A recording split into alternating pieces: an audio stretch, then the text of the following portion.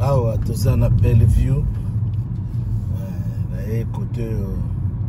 ndeka masole ezokende yebi côté mobata mbongo ba ya côté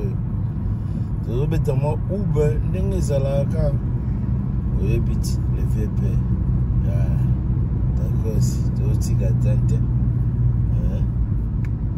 tika tante là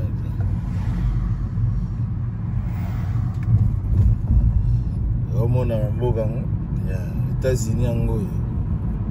so non mboka na au comité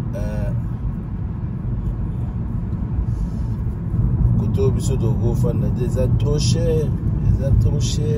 ndako ça trop cher tala ba parler na ba ndenge eza c'est vraiment trop cher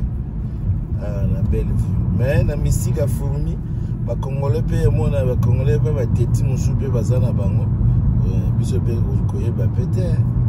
mais selon que na nga ndengo non do laksa in a quarter mile turn left on northeast 21st street do laksa binoga ba government na katsa ba quartier na katsa quartier quoi donc yo deux fois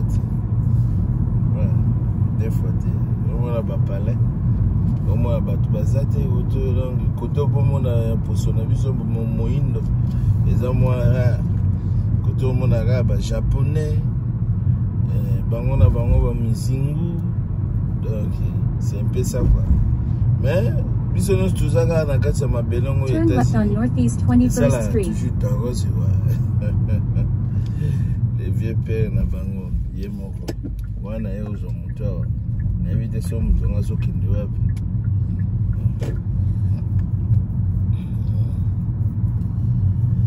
Bon,